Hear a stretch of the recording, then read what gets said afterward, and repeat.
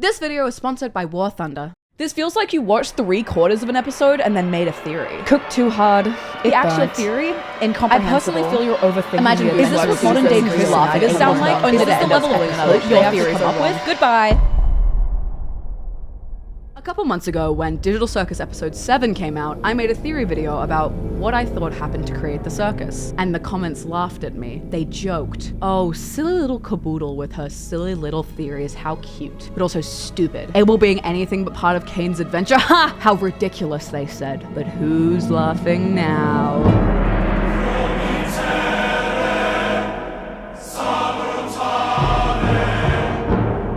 I was right! You all made fun of me, but I was right!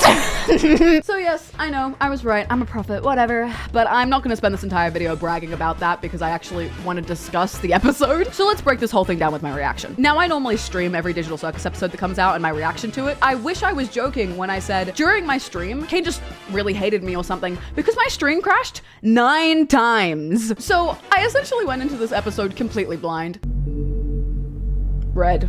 It's red. Lots of red. Lots and lots of red. I hope we find out the backstory more here. Oh! Oh my god. Oh my god. Oh my god. The red is producing stuff. I really love these stock photos. It's the office! Now making really messed up stuff. Did someone like infect him? Oh my god. Blue. Surely that's Abel. Surely that's Abel. Surely that's Abel and I was right. Could you imagine if my theory was right? Okay, more stuff. He makes correct stuff. That's Kane, probably in the circus, right? Oh, he doesn't want to be. Oh, he breaks out of whatever. Oh, dude, what if I was totally right? This looks like my theory. I'm kidding. I'm not kidding. I might be. I'm a little kidding. Now he makes other things that are all messed up. Lots and lots and lots. Oh, it's the circus! Kane made the circus. Dog. Oh my god, it's Scratch! Oh my god! Queen! How are you holding up? No! Now don't you go abstracting on me too! Kitty, no, right? Seriously. Isn't it crazy? Now, you guys probably don't know this about me at all, but as of a couple months ago, I don't go on social media, like, ever. Which is weird, because I'm a content creator for, like, a job, but I literally go on the platform, post videos, and leave. And occasionally you'll get a Discord message from me in my Discord server, but that's, like, it. But due to this, I have not seen any Digital Circus theories, apart from stuff that my friends tell me about at uni. So I have absolutely no idea if the point I'm about to bring up is common knowledge or not, but I did notice on my second rewatch that Kane said seriously here with some level of conviction. Now, we know that Kane probably doesn't control the abstractions and they aren't part of him. We also know that Kane can mess with people's minds, and how strongly he said, seriously, leads me to believe that Kane is the reason that Kinger's mind is like this, and he messed up Kinger's mind so that he wouldn't abstract. Especially considering we know that Kinger was alone in the circus for like a while. This also does tie in a little bit with how the darkness and the memory of his wife during abstraction helps him get his memory back a little bit. So it does disprove the earlier theory that I had, like last time I talked about this, that Kinger's mind was messed up due to the fight between Abel and Kane. However, I may still have been right about that fight. I'm just saying. Okay. Ragatha! Oh my god. What? Hello? Oh. Guys? Wait, there was a point that Kinger was the only person. I can't figure out how to... guys? Hello? Can you help me out here? Oh. Wait, guys? Can you help me out here? What's happening? Can anybody hear me? I can hear you. Are you okay? Who are you? So they were forcing people to put the headsets on, like Abel said. Wow! A new one? So it is possible. Looks like you got a new buddy after all, Kinger. Kinger. Right. Is this really? I was hoping new minds could show up. I have to make some more preparations for this amazing breakthrough. Oh, how do I get out of this? Father-daughter. They're so father-daughter. I don't know. What do you mean? But everything's gonna be okay. Okay, there's a lot to unpack here. So first off, yeah, Ragatha was clearly around at least a few people when she put the headset on, which leads me to believe that Abel was telling some level of truth about the experiments. Of course, a lot of people around her could mean a lot of different things, but considering it's the only thing that we've been told that can point in that direction, I'm more inclined to believe it. Okay, then Kane comes in, right, and says, Wow! A new one? So it is possible. I was hoping new minds could show up. I have to make some more preparations for this amazing breakthrough! Which is like, okay, my brain goes to like 3 different places. 1, Kane has been crafting theories of his own, and he has been thinking about this and worrying about this a lot. 2, it has been so long since another human entered the digital circus that Kane genuinely didn't think it was possible for another human to enter after Kinger's co-workers all abstracted. 3, this motherfucker did this on purpose. And he had played some part in bringing people here after the first batch. Now it could be one of these, or all 3 of these, or none of these, but I think it's just a really interesting choice of words. And hey, seems like my incessant ramblings and observation of detail isn't overthinking. Then of course there's Kinger's behaviors and reactions, which point to my original thoughts of, yeah, Kane with him, man. They want an exit, they want answers, they want something real. I give them an adventure that covers all of that, and they still hate it?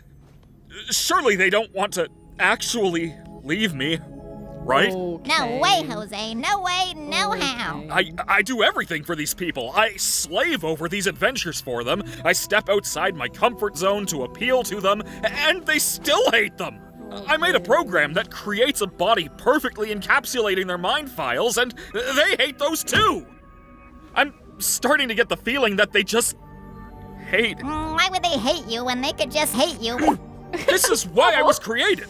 This is my function. They'd rather abstract than go on your adventures. That can't be true. I do everything for them. Don't they get that I'm trying? Maybe you're just genuinely bad at this. Shut up. No. I fixed that. Oh. I can solve any problem. I can solve this one.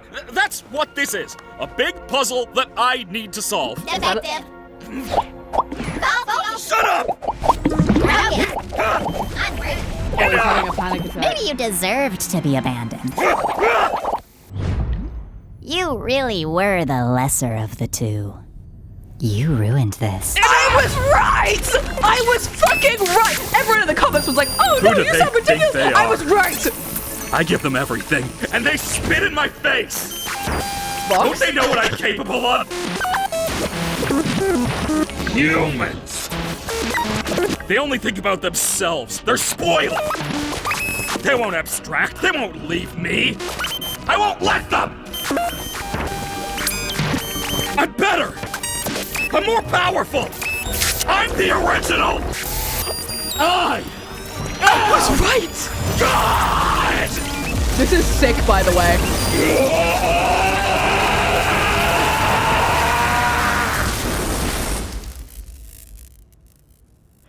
Dude!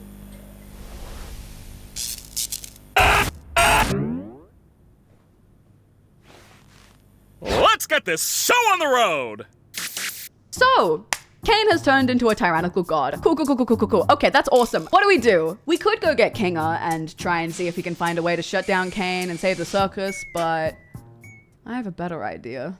Here, have guns. But Kane controls the entire digital circus, so there's only one way to get enough firepower to take him down, with the sponsor of today's video, War Thunder. It's a free-to-play vehicle combat game on PC, console, and mobile, featuring over 2,500 tanks, aircraft, and ships from across modern military history. With detailed models, realistic visuals, and sound effects, large online PvP battles, and a player base with over 95 million players, there is no better game for fans of military history, or amount of ammunition to take down a digital god. Not only that, but War Thunder is literally for everyone, with a game mode for every type of player. You like easy physics and fast matches? Arcade mode. Something authentic and accurate? Realistic mode. Or you want to throw all rules to the wall and get a real challenge? Boom, you got simulator mode too, as well as the game being heavily optimized with no extra hardware needed. So even if you're running off a literal McDonald's potato, this game can still run flawlessly. And even better, if you don't even have a PC at all, they released a new mobile version available on iOS and Android with easy controls, incredible graphics, especially for a mobile game, and the same multiplayer warfare as the computer version. Personally, I'm more of a collect and stylize kind of gal. I mean, look at my room. Decoration is kind of my thing. So I really like all the sick skins and customizations you can already get in the game, and community-made ones. Like, are we joking? Of course I want to fly around a giant blue and purple neon fighter jet. Are we kidding? Now, if we recruit everyone who watches this video and all the pre-existing War Thunder players, we might be able to take down Kane. So make sure to check out my links in the video description to play War Thunder for free on PC, PlayStation, Xbox, and mobile. There is also a massive bonus pack for new players or players that haven't played in at least 6 months for PC and consoles that sign up using my link. That gives you multiple premium vehicles, Wow. the exclusive vehicle decoration Eagle of Valor, Wow. 100,000 Silver Lions, Wow. and 7 days of a premium account. Holy moly, that's good. Thank you again, War Thunder, for sponsoring this video. And now back to the show! Now, Kane's crash out is unmistakably the coolest part of this entire episode, dude. Now, before I go on a giant tangent about how I was right with Kane being replaced by a seemingly better AI by the company and then consuming it, let's break down the scene. So we already knew that Kane had big problems with excessive needed validation from humans, but he doesn't really understand empathy. So he's just a bit frustrated here with how everyone treats him when he's logistically doing everything right. But Bubble is very interesting here, especially because he's being all nice and all friendly, and then there's a little glitch, and suddenly he's sending Kane into a panic attack. Knowing what we know about Kane consuming the other blue AI, I personally believe that this glitch, or maybe just Bubble himself, is a manifestation of whatever that blue AI was. I think it makes the most sense for the blue AI to be able, because we haven't really been introduced to any other options, and I don't think they would make a new character out of the blue this late. Get it? Out of the blue. Obviously, Kane still has control over Bubble, and Abel didn't seem nearly as mean as Bubble was here when we saw him. So it's not a fault-proof theory or anything, but I don't know if Kane could naturally have these kind of anxieties or say these things to himself that Bubble was saying to this level of severity. I'm gonna go off script and add some stuff for a second. Later on in the video, I scrubbed through all the code and all the code meetings, and I'm thinking that there's actually another reason that Bubble might be like this. I'm gonna go into it later, so you'll see my realization point later, but there's something called a torment injection that Kane has been suffering with, and that might actually be what this is. I still think it could be Abel, but it could be a bit of okay. I wrote this whole script and then discovered the torment injection at the end, and I was like, that kind of changes stuff. So we'll get there, Anyway, I still think it could be Abel. I think the main point of here is whatever is happening with Bubble is an outside source that's f***ing with Kane. I don't think it would actually be just Kane. I know Kane's insecure about stuff, but I don't think he would be, that was a little too mean to be just Kane. Not really a theory, but Kane also saying mind files. Obviously, we can assume from that it's the files that he has when they came into the digital circus, right? Could he also then know what everyone's thinking all the time? Like, what is the limit on mind files? This is where I get really nerdy and weird, because when they bring in like this technological element, it sort of is how much of it is actually based on technology, like real world technology that we have, and how much of it is fantasy, silly, digital circus, right? That's the question. Where does mind files end? Because in your mind, there's a lot more than just your personality, right? There's what you're thinking at every point in time, every micro decision, every subconscious thought. Does he have access to all of those? I imagine he can't use them all the time. Like, he can't like look at them constantly, because otherwise things like the distraction scenes in various of the episodes wouldn't be able to happen if he could know what they're thinking at all times, obviously. Does he have access to just know what they're thinking? Because obviously he knows their deepest fears, because we see it later on, but it's where does the mind files end? Either way, it's a massive invasion of privacy. But I don't think Kane really cares about that anymore. Another interesting line is Kane saying, "No, I fixed that!" in response to Bubble, which implies that his adventures were different at some point. Maybe he deemed them bad, or someone else deemed them bad, or maybe an abstraction was caused due to an adventure. It seems like the only sign to Kane of something bad is an abstraction, because it's the only thing he doesn't have control over. Now, isn't that deep? The bomb imagery here is also super interesting. It seems a little out of place on first look, but honestly, it could be foreshadowing for something in the next episode. We've seen that Goose isn't the type to put emphasis on something for no reason. And to be fair, I have like no clue of what could even happen in the next episode, because where do we even go from here? That being said, the trailer did just come out for episode 9. We'll look at that later. You really were the lesser of the two. You ruined this. I was right! I feel like I said enough about this here. This part of the story was the part that I absolutely like hammered the nail on the head with my theory, which I was clearly very proud of myself for. To be fair, it is the story of Cain and Abel from the Bible, and Cain's incessant need for control and to be loved showed that he probably had some equivalent of AI daddy issues, but being so correct about him being abandoned and replaced by another AI was just Mwah. Cinema. If you haven't seen my last TADC theory video, go look at it after this one. Now with the added bonus of hindsight. God, this section is just so peak in every way. I think we all knew Kane's crash out was gonna be coming for a while, but honestly, it didn't make it any less awesome. If you know anything about I Have No Mouth But I Must Scream, you'll see that this episode is littered with references to that. I personally haven't read it. I know, I really should. But from what I know about it, this speech reminds me a lot of Am. And especially later on, there's a line that's literally a direct reference to it, along with the absolutely stunning animation that I could have rambled about every single detail all day. The way this crash out actually affected him was so interesting. In the section after, you can still see him freaking out with the lightning, and I can't tell if it was just cinematic storytelling with some contrast or whether he was in some kind of overcharged state. Honestly, it was probably kind of both. Considering not a lot happens to do with the lightning for the rest of the episode, I reckon it was more of just a storytelling element and a physical display of power and a mindset shift rather than his actual powers changing. I'm not going to talk about these eyes for too long because I don't really think there's that much to say, but I think it really does solidify that the other blue guy, whether it's able or not, is still inside him. That sounds really weird. Inside his code, I think is a better way to phrase it. Anyway. Or how about we skip the melodrama and get right to the fun? I told you they're getting sick of. Kane. I told you Kane's getting sick We of have a them. lot on our Kane's minds getting right sick now, of them. and we're not going on an I bet this adventure. was gonna happen. I see. And since when were you in charge? Do you have any idea how much I do for you guys? How much I obsess over trying to make things perfect? How many insults I have to ignore to do my job? You have a lot on your minds? Don't make me laugh. I have a new adventure for you, and you should consider participating. Now, I know I'm interrupting a lot, but in my defense, you watched this video to hear me yap, so I'm gonna keep yapping. If you don't wanna watch my uninterrupted reaction, I'm gonna put the full No Crashes VOD on my second channel, so go watch it and subscribe while you're there. Apart from Kane's No More Mr. Nice Guy power tripping act, I wanna point out Jax for a second. So we've seen Jax do his own you I don't care about what anyone else thinks speech before, right? Like a liar. And during this part, man, even he is freaked out. Over the last couple of episodes, he's been realizing that like, this isn't a game anymore, man. And in the past, like, he's never really worried about something like this happening with Kane, but something really clicks with him in this episode. Especially, we'll see it more later on. He's realizing, along with everyone else, that Kane is really a threat. It's like if you have like friend drama with someone you've known forever, and then suddenly they like pull a knife on you, and it's like, oh God, okay, I'm like actually in danger now. Is he gonna start singing? No way, no way. I can't believe I was right. Everyone was like, oh my God, this is really good. I was right. Reference! Jax! Jax, dude! Jax and Killer! Oh my God! Kane's only nice to us because he likes us. Remember that? You guys remember that? You guys remember that? I think we all understand each other now. Oh my God. Oh my God. Oh my God. Oh my God.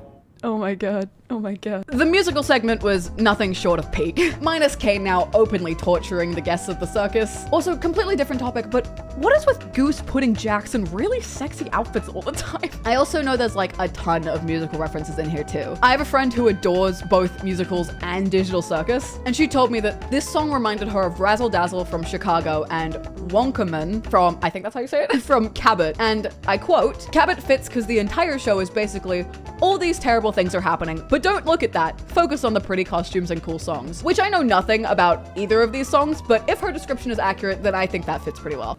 Oh, this is cute. I haven't been up here in a while.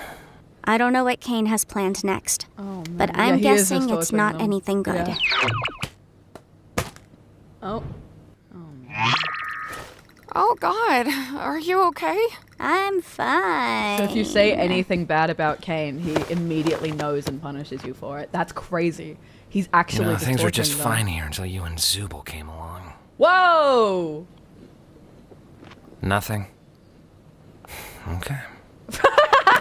He's just trying to get a reaction, but just didn't at all. Last time Jax was here was with the photo of Jackson, Kaufmo, and Ribbit.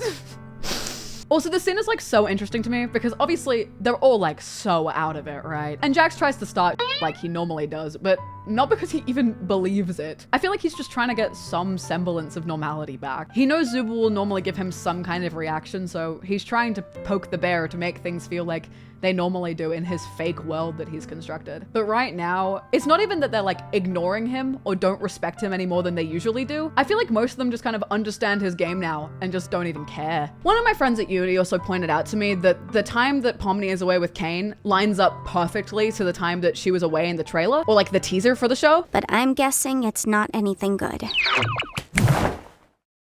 What? Now, ladies and gentlemen, Pomni here is gonna perform something you've never seen before! Don't worry, my dear! You won't even die horribly! Well, I think we both had something to learn from that experience. Oh, God. Which is just such a nice detail to add in there. But it also begs the question of like, how much is canon in like the outside of show media? Because if we go back to the voting in episode 6, also, the sandwiches are different sizes. And no flame, I just think that's really funny. Hey chat, I'm interrupting to do my YouTuber duties again. It's great news. I literally just checked my analytics. You guys crushed the goal. Like holy moly, crushed the goal. Thank you, first off. Holy moly. Editing Cap here, who's about to do the drawing. I couldn't find a top comment that was something suggesting for me to draw because my comments were just filled with everyone being nice to me.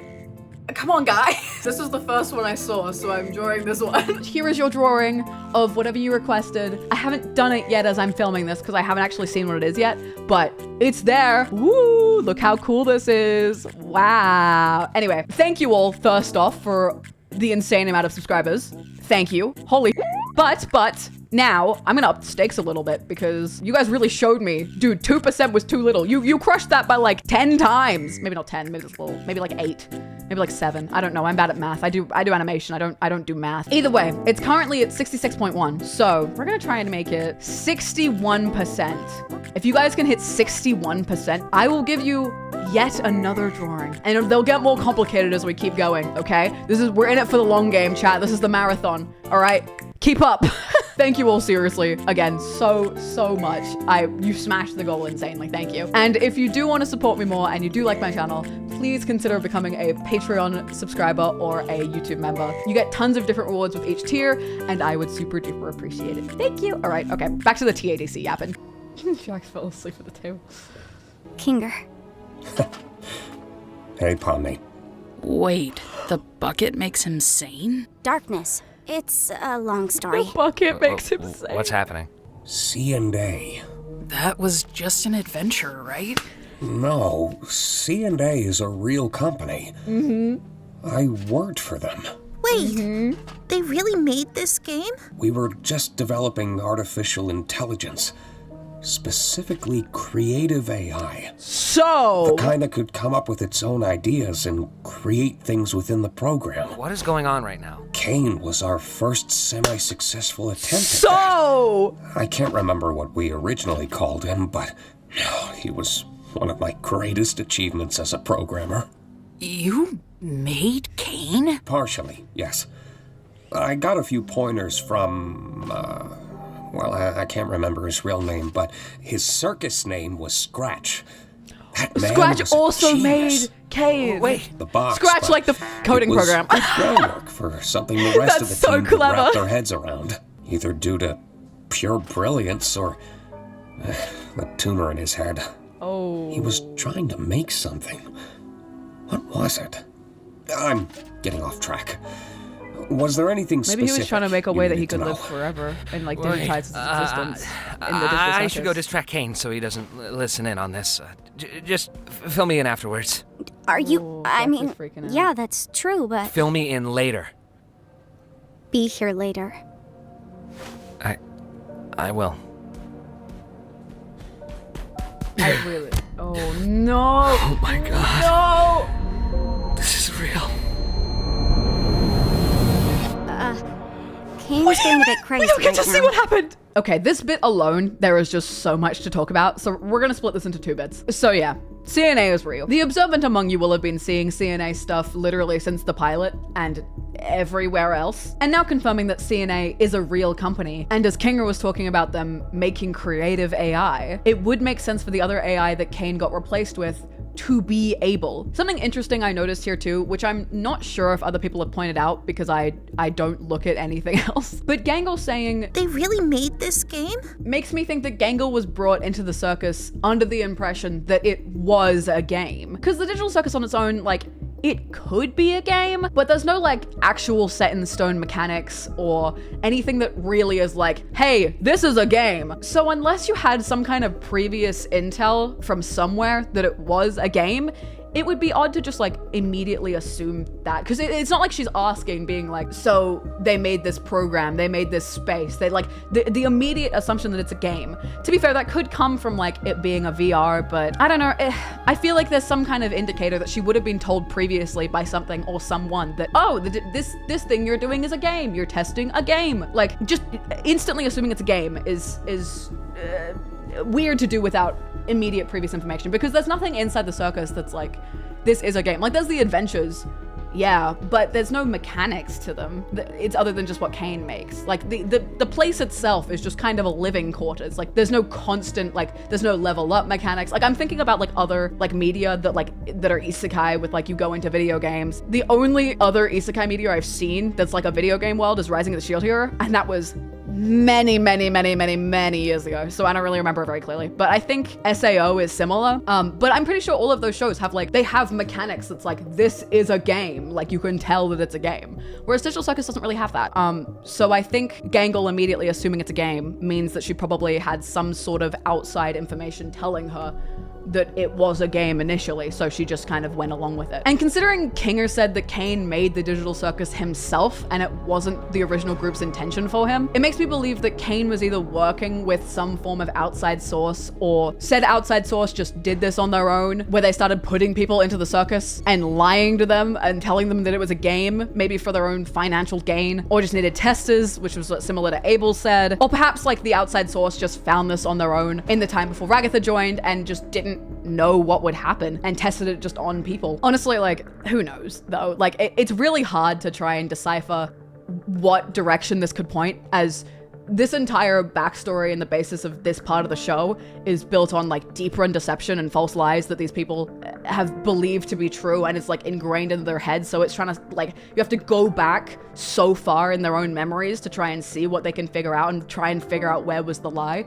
Because of course they've all discovered now that Kane lies to them, and maybe Abel was lying, but he might not have been knowing that he was lying, or like, it's sort of a whole thing of like, there's a lot of different information coming from a lot of different angles, and Kane also having the ability to fuck with their heads makes it really hard to know how much of the information we have is metaphorical or realistic, or just completely fake, as the entire Digital Circus walks that line very haphazardly. So the characters, they kind of have to like see how far back they can go in their memories and see if they can figure out what was a lie and then try and piece together the reality from that. I think definitely having Kinger there was very helpful because he remembers things that he knows is fact, but I think everyone else is kind of struggling with like how much of what we know is the truth anymore, because Kane can mess with them, so we don't know how much control we have. It's very open-ended, and that's why I like this show so much. I also always find it interesting that literally every single character in this show never uses their original name. Even now finding out that Kane wasn't his original name, and we knew Abel wasn't his original name either, which is honestly probably why Kinger didn't recognize him in episode 7. But it is a really interesting note considering that the company is called CNA, which you'd assume is for Kane and Abel, which is the AI's names, but as far as we know, the company didn't name them that. They named themselves that. I do wonder if the naming convention is ever gonna be explained. Side tangent, I am super duper curious as how they're gonna do the last episode. Looking at my script, at the time that I wrote this, it hadn't been confirmed that it was going to be an hour long yet. I think in this post here, they confirmed that it was going to be an hour long. So that's super exciting. But I feel like there is still a lot of loose ends that need to be tied up in one episode, which I'm honestly curious how they're going to do. To be fair, I think we already know that the whole story isn't going to be wrapped up all nicely and tied with a bow, because this whole show is meant to be open-ended and vague. So it would be kind of out of character for them to all be like explaining the entire ending and not leaving anything up to interpretation. But things like Jax's breaking of the fourth wall in early episodes, technically how Kinger's sanity works with the files, and what about the darkness brings his mind back and the memory of his wife, how abstractions started forming, and how much of the show was conjured by the players themselves accidentally. Which honestly, I'm sure they're gonna do an amazing job with the finale, like they always do. And all of like the big main plot points will be answered. It's just that I'm a loser and look at like every tiny little detail. So it's the things like that that are gonna be mainly the things that I'm curious about after the show ends. I don't think they're gonna answer them all, honestly. And I wouldn't be mad if they didn't, because then it leaves me more things to think about. But there are those little things like that that I would like to know a set answer to. Maybe even if it was just in like a Gooseworks Q&A afterwards, being like, hey, this is just like a tiny little thing, like something that's not even important to the story at all. It's just a little thing I'm curious about. Now let's talk about Scratch. We know Scratch is the dog character. We also know that Scratch is the main programmer on creating Kane. And we can also see Scratch very directly talking to, or more talking at, Kane in a probably not so happy tone. From what we get from Kinger, Scratch was a brilliant coder who is quite eccentric. And from what it sounds like, unfortunately had brain cancer. Kinger doesn't talk about Scratch too much, but there is a really interesting piece of symbolism here. Kinger talks about Scratch trying to make something, and they show a muffin cut in half. Putting on my tinfoil hat, this makes me think that Scratch was trying to work on a way to try and separate his mind from his body. Kinger said he had very abstract ideas, and many other people on the team had trouble trying to understand his language. So what would have been impossible for everyone else may have seemed like something completely reasonable to him. In what way he would achieve this using Kane, I'm not really sure about, but I reckon Scratch may have had a part in creating the system that stores all of their mind files and ended up getting them stuck in the circus. Without any other context, my best guess is that Scratch may have been trying to upload his consciousness and his mind files to the servers because he may have known his time was coming soon. But Kane having broken out of his cage and eaten the other AI at this point, that may have caused it to go south, getting everyone else trapped in there, instead of just the preservation of his own mind. Of course, this is all based on an alarming amount of circumstantial evidence, but I feel like that's half the fun. The last thing we must talk about before continuing on this section, my poor boy. And by my poor boy, I mean this guy. He put himself in this situation. You had this coming, buddy. Of course, with the realization that Abel actually wasn't lying and Kinger actually knew stuff about Kane and CNA, Jax is forced to face the realization he has slowly been trying to shove behind him for God knows how long, and all of his actions were real. Now, we still don't know a ton about Jax's real world situation and why he's so afraid of going back or accepting that everything that's happened here is real, but now he's forced to. And as you can see, he's really upset about it. I've been saying this for a while, but I never really thought Jax was going to abstract. To be fair, he got close last episode, but I still don't think he will, even with his false reality shattered. Of course, especially because now there's the question of like, how do abstractions even work now that everything's gone? Sorry, we'll get into that later. And this is his world, one that he created from nothing. So naturally, okay, so he made the entire control circus over everything. So they made Kane, but Kane made all of the circus. So it was like partially, but right? so do we. Oh yeah, in a Kinger sense, anyway. We all technically have the ability to conjure, just like Kane. It just comes naturally to him, but requires a lot more skill and concentration for us. Butterfly. I'm certain I could alter his code, or at least temporarily put him to sleep until we know how to fix him. I would just need access to a console. The one behind Kane's office? So I was right? Just a simple computer interface would work. I could get back into the right headspace and essentially conjure Kane's code into I the console. thought that the whole thing was real, alter and like it. a bunch of people were where like, do we get it wasn't one of real. those? You're wrong. So I think I know exactly where to get one. Take turns with Jax distracting Kane. Don't let that bucket come off Kinger's head. Okay. Just like one thing, okay? Most of this part is relatively self-explanatory. It's just talking about how the rules of this world work. There isn't much theory to have here. I think it's just, I have one question. If we just learned that anyone can conjure anything, and even King was saying he could conjure Kane's code into the computer, why couldn't we just conjure a computer? I get the callback to earlier episode, and storytelling-wise, this was definitely cooler, but like, what's the line with the conjuring? See, this is where I get really annoying when like the magic comes into play. I found out a couple days ago, like in the Harry Potter universe, apparently they can't conjure food. Like those wizards could have solved world hunger, but instead they're going around flying, chasing a golden ball. I think. I don't really know what happens in Harry Potter. I don't support J.K. Rowling, so I wouldn't know. Anyway, back on topic. Of course, because she went through the void, the exit door, and yeah, it's playing the same music. It's so pretty. I love the soundtrack. Yeah, it's a reference to the pilot. Oh, dude, you can see just it's the same. Oh my god, it's the same.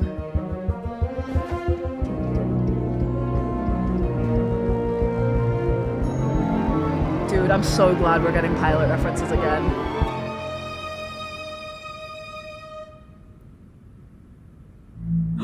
She can just make it. Of course she can. Of course she can just make the exit door.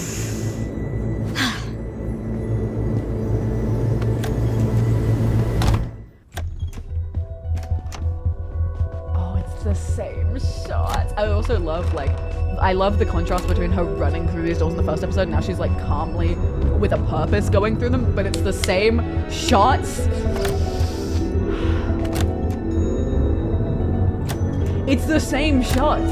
It's the same shots, but she has different expressions now.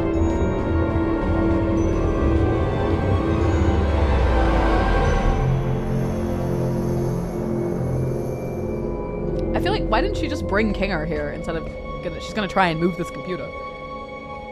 It's the VR headset. Uh-oh. Damn, she's strong. Those things are not light. Quick interruption with an idea I just had. We've only seen Pomni go through this exit door, yeah? And in this scene, we see the broken and beaten down VR headset and sort of like the very abandoned looking office. What if this was specifically the building that Pomni went into that dragged her into the digital circus? She said before that she used to explore abandoned buildings, and honestly, it would make sense for the abandoned CNA building that we know is CNA to be where she found the headset and joined the circus. My only counter argument to that is I feel like she would have had more of a reaction upon seeing it for the first time. Actually, to be fair, she did have quite a reaction to it. And maybe she didn't know this building was CNA when she originally went through the exit door, because the only reason we know it's CNA was something that wasn't in her line of sight. I don't know, there's a lot for and against this. I'm also curious, like, what caused this shaking? I'm guessing that it was meant to just be like a show of Kane's instability at the time, but that also begs the question of like, if Pomni is conjuring this, is it still in Kane's code? Is Pomni still in the circus here? Is there another server outside the circus? What qualifies as the circus and what is the external server here? Because what about the void? Where does the void play in all of this? Okay, too many thoughts. Back to the stream. Oh my I god, thought he's this so much endless bigger now. onslaught of fun would be a little more. Wait, he's made himself like satisfying. physically bigger. I think I'm just gonna check up on. We think your ideas suck! Huh? Oh. Huh? Isn't it obvious? I love her We little wanted to evil bait face. you into testing your new ideas on us so we can make fun of them behind your back. Ha! That's not true. Yes, it is! You're a horrible host. You don't care about us at all. You care more about stroking Get your it, own girl. ego than giving us Get it, anything girl. we'd actually enjoy. Do you know who I am? Yeah, you're a failure. We're all gonna abstract someday. And what will you have then? Nothing. Stop that. And this whole stunt? Just torturing us because we hurt your feelings? Pathetic! You're like a child. What kind of all-powerful being has such a fragile ego? You never let us feel like we're at home. You don't comfort anyone when they're upset, and you never bother to understand what it's like in our shoes. You discourage us from thinking outside the box and doing things our own way. You lie to us constantly! And on top of it all, you just don't listen!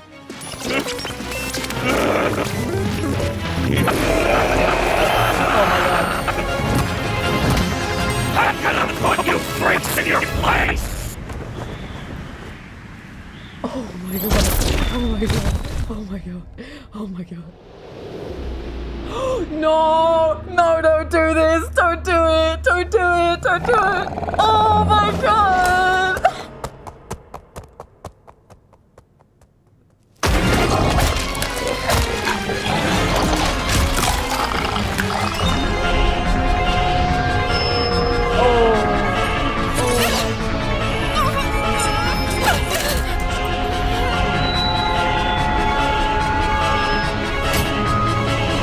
I love this so much.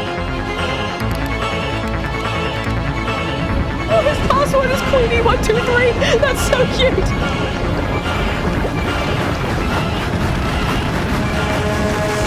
Oh, fuck. This is amazing, by the way. Gooseworks, I will never shut up by how much I love you.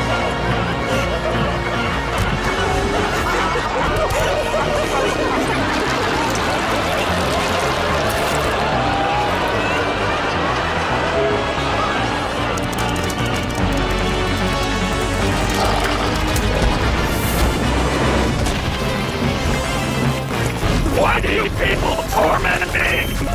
It didn't have to be created. I just wanted to fulfill my purpose. Wait, no. Did he just delete Kane? Wait.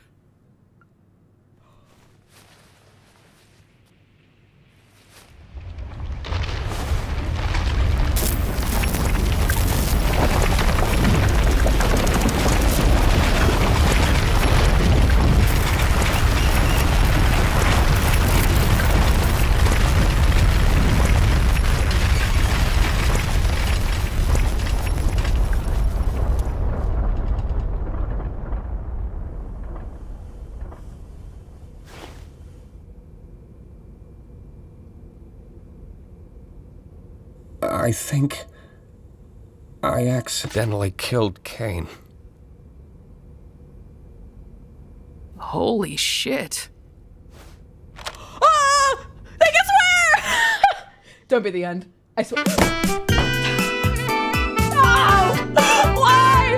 Why do you do this to me?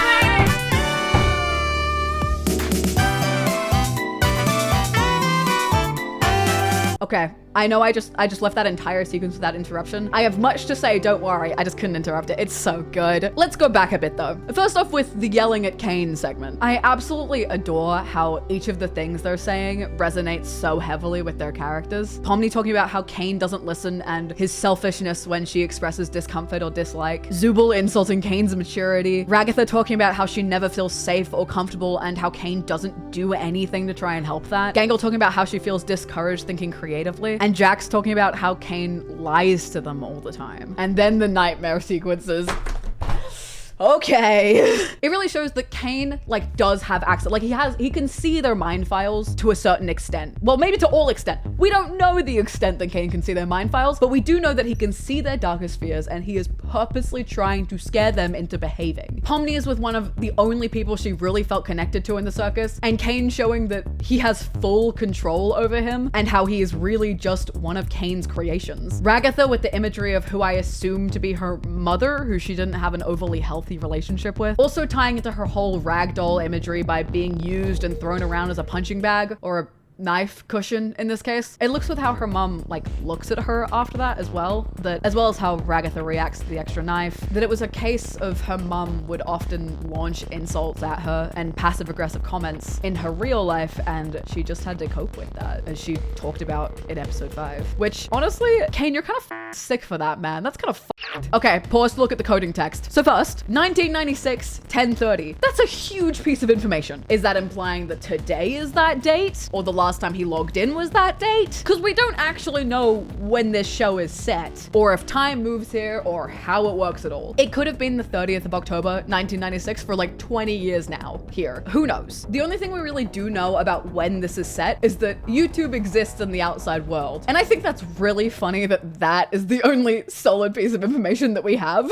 apart from this obviously now. So if that's representing today's date, then it's probably been that time for a long time, and only in the Digital Circus, as YouTube didn't exist in 1996. It's also interesting to me that it's called the Digital Circus mainframe, and that Kinger has a login and password for it, considering the Digital Circus was entirely Kane's creation. It was initially called Kinger Solution 2.0, which honestly could be why his Digital Circus name is Kinger, if that was like the original name for the thing he was creating. I have a lot of questions here, but I feel like with the whole conjuring element, a lot of them can just be written off as it's conjuring, which is fine because this whole show walks the line between reality and digital very, very, very oddly. But I do find both his login being Kinger and his password being Queenie, which is first off adorable, but secondly, it's kind of odd considering Kinger probably hasn't actually accessed this code since before he was in the Digital Circus. So why his logins would be his circus name and how he would even know that that's the case is a little confusing. Again, this all could be written off as it's conjuring, but I would be curious to see if there's an actual answer for that. Gangle's is an interesting sequence. The canvases and mask melting obviously dives into Gangle's mental space a lot. I'm not going to go into their mental spaces too much because nothing has really changed since the last time I talked about it, which was in this video. Again, go watch it when you're done this one. But the one thing I am really interested about is the truck being repeated from episode 4. If it was just in episode 4, then like, sure, it's a coincidence. But have it happening again here makes me think that in episode 4, it might have been conjured by Gangle accidentally, or by Kane, honestly. But considering everything is being taken in these nightmare sequences from their mind files, I think it was probably Gangle. Little trigger warning for a minute about suicide.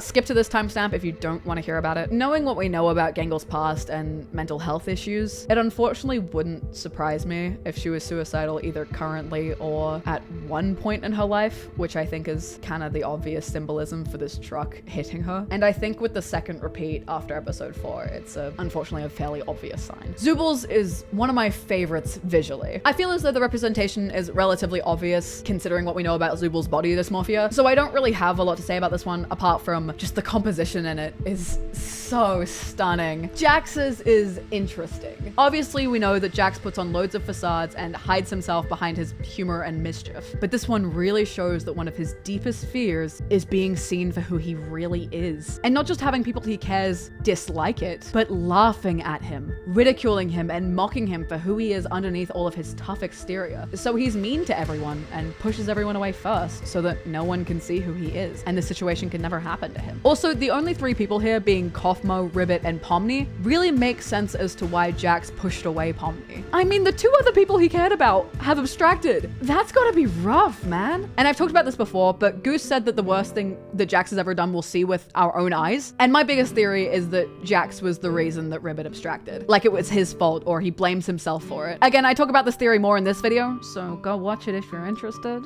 And we don't really know what happened with Kaufmo, but from the small lines and interactions we have had with Jax to do with Kaufmo, it's a very toughen up, what a snowflake kind of appearance, which we do get from Jax a lot, but it rarely actively portrays how he feels. In the nightmare, it shows Jax actively getting his skin torn off, symbolizing his facade being ripped to shreds and feeling naked underneath, which is just such amazing character writing. I've talked about Jax a lot before, so I'm not gonna make this entire video a Jax Yap Fest, but he is my favorite character for a reason.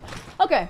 Back to Kinger's text. Now that we started to get into a bit of the more complicated language, I decided to call up one of my friends who does engineering and also knows how to code to see if he could help me deduce what any of this meant. What are we thinking? You can see every command that's executed has the $$ symbol next to it because every time, because you can see like Kinger at circus $sign. Blah, blah, blah. So that would be a command. So Linux or Mac OS is likely the operating system then. He's run grep, so that's to determine the location. So he's done something. I'm not 100% He's done something.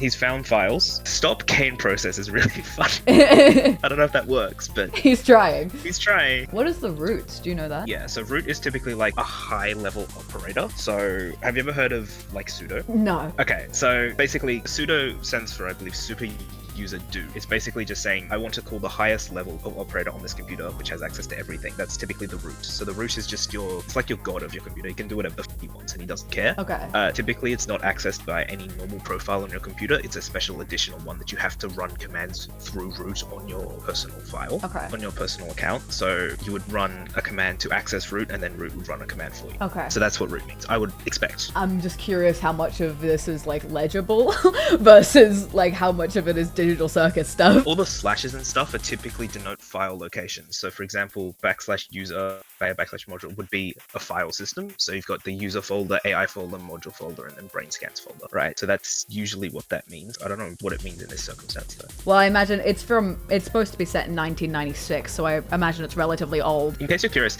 the icon for the recycle bin has changed for every version of Windows. Really? So if you're trying to look for a specific version of Windows and you can see the recycle bin, you can usually figure out which one it is.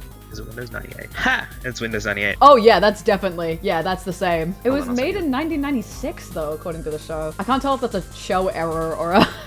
But the show is set later than that, so the terminal might not be running on Windows. The computer that they're on is the one that Pomni's like exit room space thing. So that could have been from 1998. It says in the section, but it's like root wheel, blah, Kane cord, like, and then it has the date on each of them. I'm curious if that's him starting up, if it was starting in 1996. The dates that are interesting, because it says October 15th, 1996 is when Kane started, but then on the first screen, it said the 30th of October was when Kinger was logging into. Yeah, okay. So there's like a bunch of confusing things with the dates because we assumed that all of the people in like the original Kinger code came in at the same time. But if Kane started 3 years ago and then Scratch's 1999, which is the same date, but 3 years later, there's just a lot of questions, I think, with the dates in terms of trying to get a timeline. Warning, whoops, wrong approach there. You also have an error here, which is interesting because you got GDB ptrace operational permitted. Because the line above it, for that error to appear, I think that means he has to execute a program or a command, which will mean he's executing something with that. It'll be CLISP, I presume, because that's the furthest down the directory, but I don't know. It's okay, I don't understand anything you're saying, No, so... sure.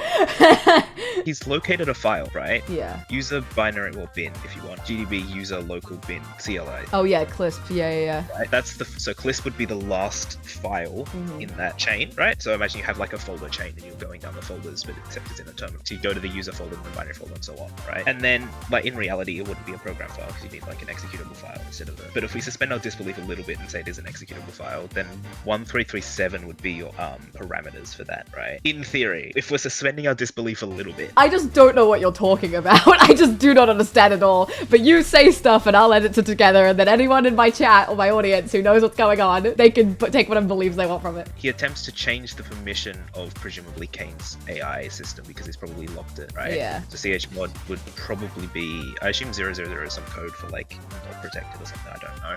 But, and then he's attempting to change the permissions of that system and then he gets blocked again. Wait, he RMs it? Wait, that's crazy. For reference, RM is remove. So he tries to delete it. Oh, damn.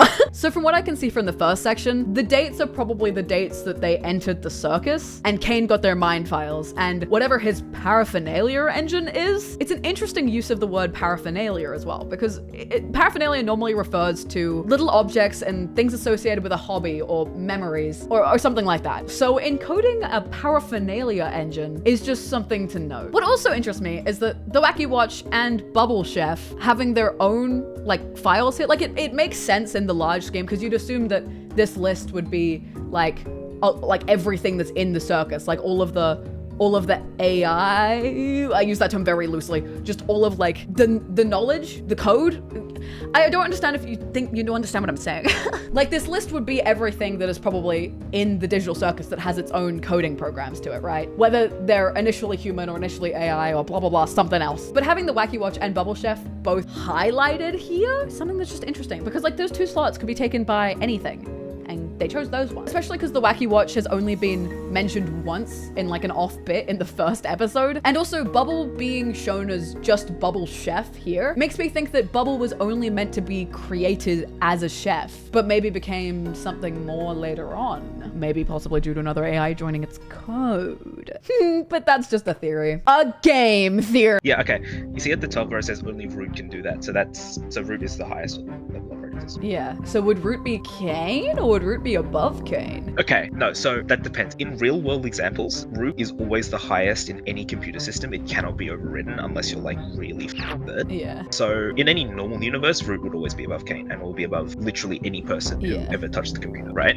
However, obviously, we're talking about a world where he may have come with it to the extent that yes, he may be above root in this circumstance. Okay. But yeah, in most circumstances, root would be like your big and all. Like it could delete your computer in one command if it felt like it. Oh, wow. Okay. This is, yeah, don't touch your terminal unless you Understood. know what to do. I think I found a King or real name drop. Dude, there's like a blacked out thing where it says, I must hand it to you, G blank A-N blank. Your mind was always resourceful. Yo, King or name drop? I'm thinking Giano or Gian, something like that. That's the only name I can think that's 5 letters that has G-A-N-N in it. Yeah, Grant? Oh, it could be Grant. Yeah, that also works. You're the Wordle guy.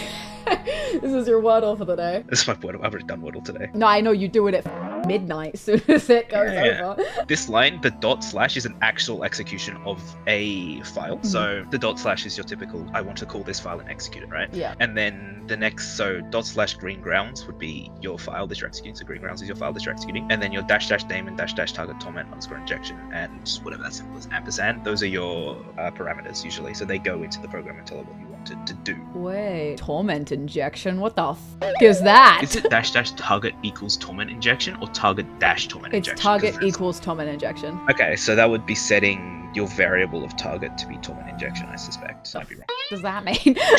If you have a program, well, sometimes you have parameters which you want to pass into the program, right? And they typically have variable names or something like that. So you can set a specific variable to be one specific thing. So I suspect that would mean he's setting the variable called target to be torment injection. Maybe. I don't know. I haven't done enough Linux coding to know. Kinger trying to put torment into Kane? What the f? We see Kinger try to stop Kane. Doesn't work. Some more mumbo jumbo happens here that I don't fully understand, but anyone who is following Panda's yap about it, I'm sure can take something away from that. 57 is also mentioned there again, as it is in every episode. Also a callback to one of the earlier episodes. From what I got from Panda, Kinger is trying to access Kane's core files, but can't go in there considering it's unfinished. But then he tries to remove the paraphernalia engine, but can't due to not being able to inject torment, as it all must be accidental. Which, on top of it being a reference to an earlier episode, leads me to believe that maybe the paraphernalia engine is something that is actively tormenting Kane. I mean, it would make sense considering his obsession with office spaces and little things like that, his craving for nostalgia and not to be abandoned by CNA again. Maybe that jealousy was created artificially by Kane's creators, who might have been physically injecting this torment into him by parading who he once was. I would also like to say the folder names from this first section up here. Now, I'm not gonna say that I was right, but I did talk about Kane and Abel being a social experiment for AI. I'm just saying.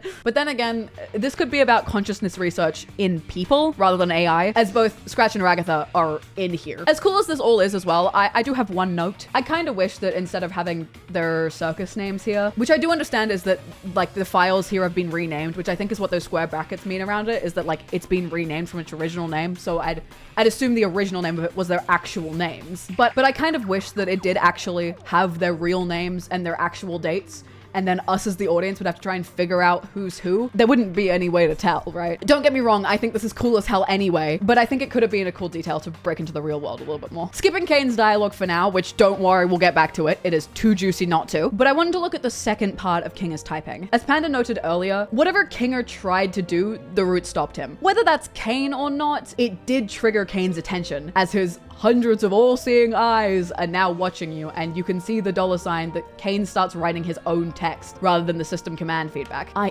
think I don't really understand code or numbers or any of that shit, so this is just my best guess of what's going on. But you can see Kane's now noticed Kinger and is doing something and starts a timer of Wacky Lockout, hilarious name, to try and stop Kinger. Kinger tries to stop it, Kane asks what authority he has, and Kinger tries to change the parameter to torment injection, which is why I said earlier that I think Kane's creators are the ones tormenting him, possibly as a way to try and control him. Clearly, Kinger knows what a torment injection is, and it's something that was programmed into Kane's code at some point. And I mean, just by the name, it doesn't seem like something that would be overly fun for Kane to experience. Kane notices his attempt to do that and gives us a new Kinger name drop. I immediately thought of Giano for some reason, but Grant is probably the more realistic option. So holy shit, Kinger's name is Grant. That's huge. Well, maybe, allegedly. Panda said some more about this that I didn't understand, but from here on, it's just an interaction of Kinger trying to stop the lockout as far as I'm aware. The paraphernalia word is brought up once more, so that was clearly some important part of Kane's coding process, or the consciousness experiments, or whatever his true purpose was created for. Kane tries to force the safest option for stability, for whatever that means, and Kinger attempts to stop him. Kinger tries to bring the backup instead, but apparently backup C doesn't exist despite it being one of the options, which makes me think Kane deleted it, which makes me even more curious as to what was once in there. Interestingly enough, the empty backup makes the system default to being deleted. Kinger tries to stop this, and this next bit gets a little hard to read because the screen is filled with Kane, but after he says no, there's a pop-up saying inverting to blank PR emergency protocols. Unsure what that word is, but after Kane says, delete this motherfucker, and then laughs about it, which I think is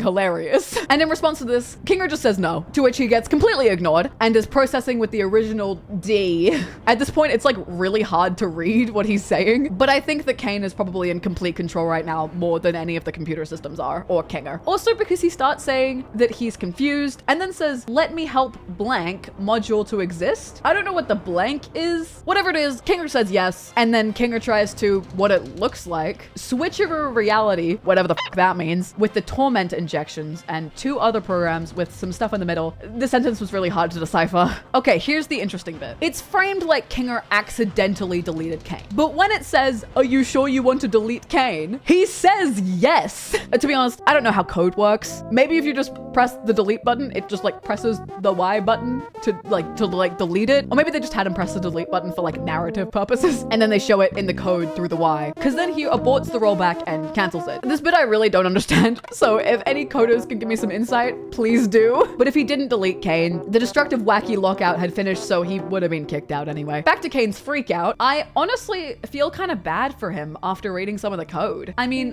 when he says the line, why do you people torment me? He would have seen Kinger trying to inject the torment into him because he reacted to it, and he sees all humans the same, so it would make sense that he would blame them for that. And to be fair, if CNA were injecting torment into him and forcing him to feel like this all the time, I think this reaction makes sense. Is it reasonable or sane? No, not at all. But listen to this man. It has to be created.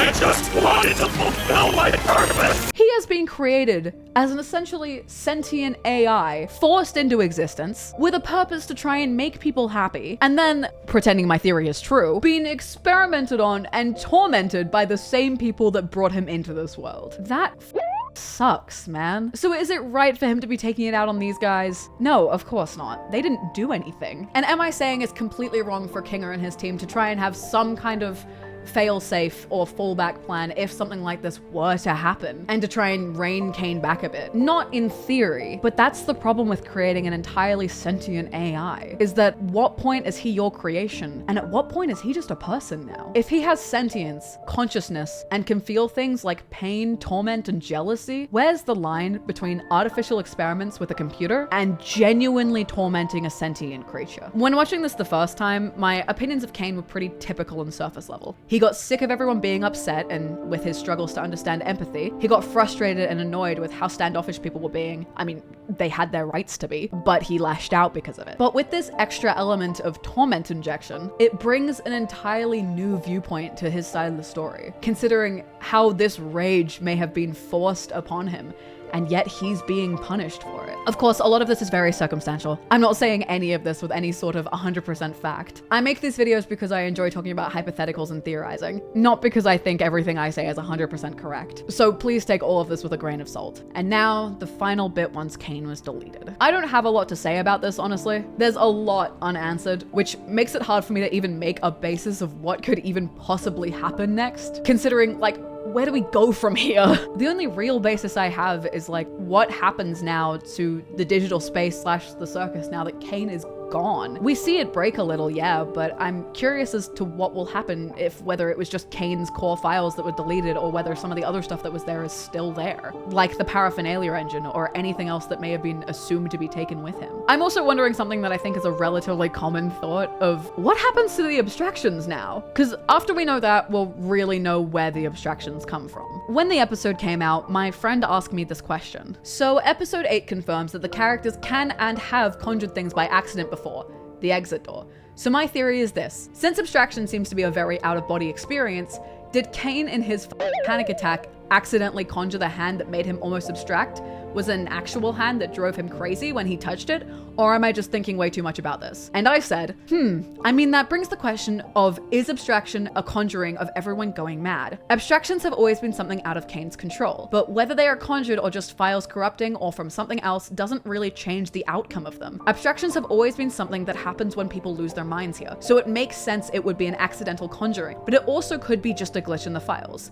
The only way to know will be to see what happened to the other abstractions now that Kane is deleted. He was definitely going crazy before touching the hand, and I think the hand was most definitely a hallucination / a conjuring if it was real. It was just a side effect, but since the mind and the digital world is so wishy-washy in the digital circus, whether it was a hallucination or conjuring wouldn't have changed the outcome. So I think that sums up pretty well what I think about that. Now, the original video was actually gonna end here. However, hello, Editing Cab here. I just want to apologize for my dumbass. In this next section, I reacted to the episode 9 trailer, and it was meant to be all good and perfect, but I forgot to turn my mic on. So here's the entire thing with my camera audio. I'm so sorry, but I couldn't re-record it and have it be legit again. So I'm so sorry.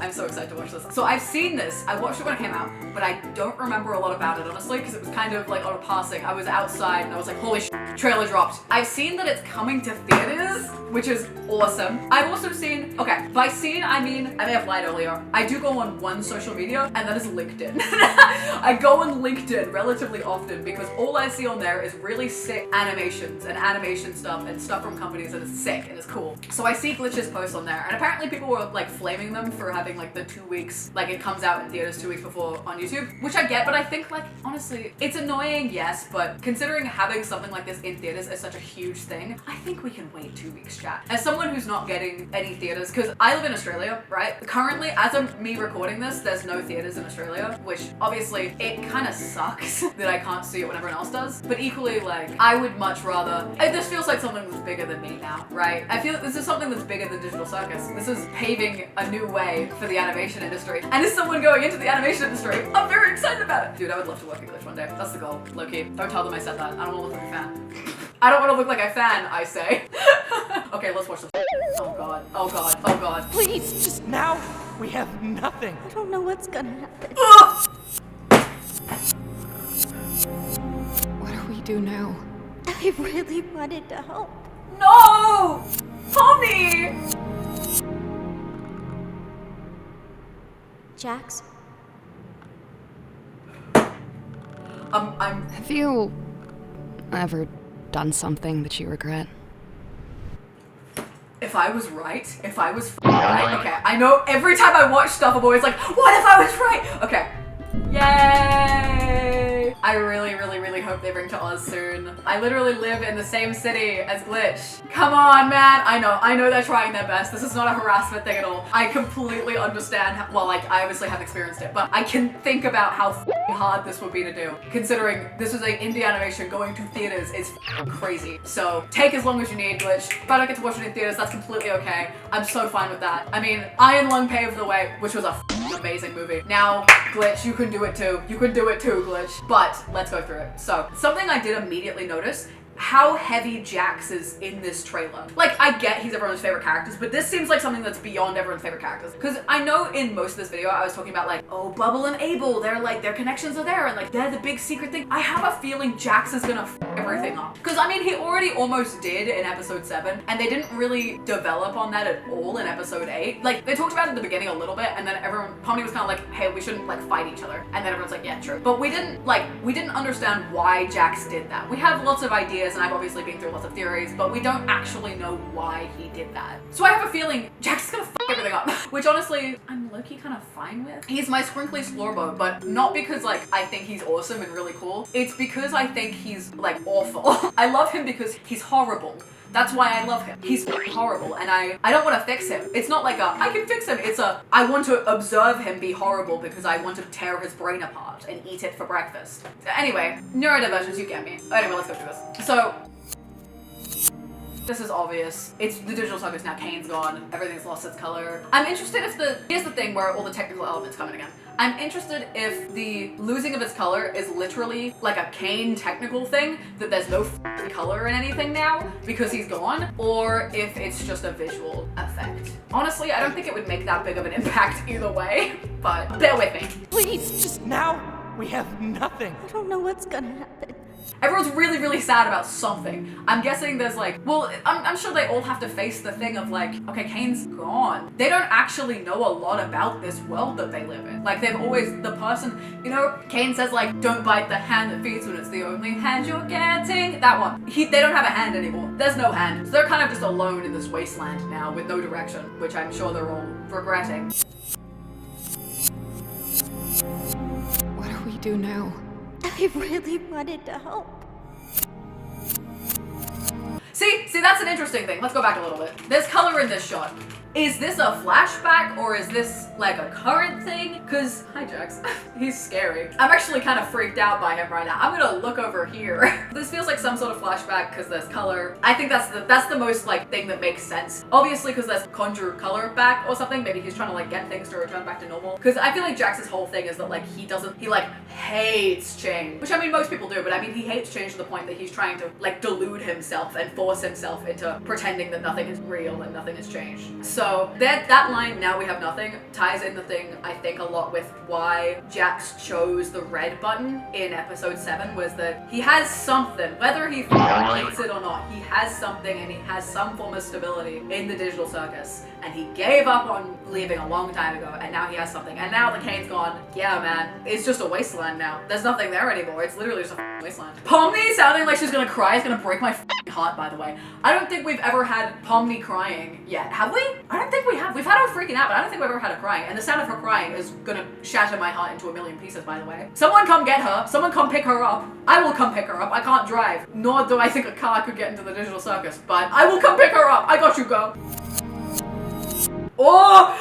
It's just Jax. I don't know why I'm screaming. He's just upset about something. There's Kinger, probably regretting his actions. Oh! You know how Kinger was like, I hate myself for the things that I thought I was responsible for? That could totally come back here. Because now it's another thing that obviously everyone's really upset about Kane going, not like because like they have no direction anymore. They've lost everything. And that could be another really interesting thing of Kinger being like, I did it again. I feel like a lot of this episode is just gonna be people really reaching their mental breaking point, like properly. Because I mean, we saw Jax a little last episode of that happening with like, he was over the banister and was like, oh my god, this is real. Now I think this is really like, I mean, it's the finale. Of course this is gonna be where it's happening. Jax looking all static. Maybe he's just got really bad pins and needles. I don't know. I don't think it is, but I really hope these scenes are connected. I don't think it is because the lighting is completely different, but it would be really cool if Jax was really scared of his friends. You see what I mean? I want this man to suffer so badly. I really wanted to help. Oh, Pomni! Dude, I'm gonna be in the cinema in tears. I really hope that people don't yell in the cinema. I've just realized that. Maybe I'll go to a cinema that's like really far away. That's cool. Some stairs. We haven't seen those stairs before. Gangle freaking out. Oh, that's the plastic mask. That's also in color. Is that background in color? There seems to be like orange reflection, so this might also be a flashback because that's the mask from episode 4. I really think Jax is gonna be a really big part of this episode. I think he's gonna be the one that really f***ed everything up for everyone, and I'm really looking forward to it. I'm also really glad we finally get to see the ribbon model. I know we've seen like bits of it, but I've been looking forward to seeing the full ribbon model. I also had one of my friends point out that Ribbit, I don't know if this isn't really a theory, it's more just an interesting thing. Ribbit and Jax have like relatively similar like skin textures, I guess. Like they're relatively similar in that they look really doughy and they're just kind of smooth. And they had a thought that maybe Jax modeled himself after Ribbit, but I don't know about that because we see the whole thing of the skin getting torn off and his like yellow form underneath, but we don't know if that's, I don't personally think that that's like his like original form and that he modeled himself. I think he's still just being the rabbit, but it is interesting how they are so similar. I can't believe it's ending, dude. As someone who has been watching Glitch since the 2nd episode of Murder Drones aired, this is awesome. This is so awesome for me to see. Like, I remember all of the hype leading up to Digital Circus. I remember all the teasers. I remember everything that was coming out to do with Digital Circus. And this was before I started talking about animation and art online, because at the time I was just doing like other stuff on YouTube. And so I didn't really speak about it publicly, but I remember I found clips of the Murder Drones pilot on TikTok many years ago, and I watched it and fell in love with it. And then Digital Circus pilot came out, and obviously that was a success overnight. That went huge. And it's like, seeing Glitch come this far, like, I remember a con that I went to a very long time ago now. It was before Digital Circus came out, and it was, I think they'd only released a couple of episodes of Murder Drones, and I went to an Aussie convention, and there was a Glitch booth there, but it was really small, and there was only maybe 1 or 2 people manning it, and and it was just one of the smaller ones in the corner. There was no one there except for the people that were manning the booth. There was no one lining up, and it just had a few pieces of motor drone merch. And I saw it, I was like, holy shit, motor drones! And I ran up to it and I bought so much. I bought this scuba, and I bought a motor drones poster, which I unfortunately don't have anymore because it got really old and ripped because it went through like 3 different moves with me. So I unfortunately don't have it anymore. But I got a motor drones poster, I got an N hoodie, I got the N hat, I got so much shit. I got an N keychain. I love N if you can't tell. I do have a second motor drones poster there, which I ordered online later, which is the shock and horror like movie one. I love motor drones, I always have. But I remember there was no one there and I was so excited about motor drones and I bought so much stuff and I was buzzing. But like there was no one there. And then back in September, I went to another con and there was a massive glitch booth there. There was a massive glitch booth there. And it was like constantly surrounded by people. Within the first day they were sold out of all their stuff, and it made me so happy. It made me so nostalgic to come back to the same con multiple years later and just see how far glitch has come since I first started watching them. And it's like, oh man, that's so cool. Paving the way for indie animation. And I mean, glitch is definitely one of the reasons that I went into my animation degree, right? They have inspired me to be the next generation. To be fair, I've been a storyteller for long before Glitch, but it's really awesome to see how far they've come. So I'll leave you on this. I'm sure the Digital Circus finale is gonna be absolutely amazing. Whether my theories are right or wrong, or you agree with them or you don't, I'm sure we're all gonna enjoy this episode a lot. And huge shout out to Gooseworks and everyone who worked on Digital Circus. After now going through more of my animation degree, animation is not easy and a hell of a lot of hard work and even more time consuming. So thank you all to the people who put your love and effort into this show for us. And thank you guys for watching this video. And remember to download War Thunder for free on PC, PlayStation, Xbox, and mobile via the links in my description for the massive bonus pack, including the multiple premium vehicles, exclusive vehicle decor, Eager of Valor, 100,000 silver lions, and 7 days of a premium account. Bye bye! Like a hand reaching for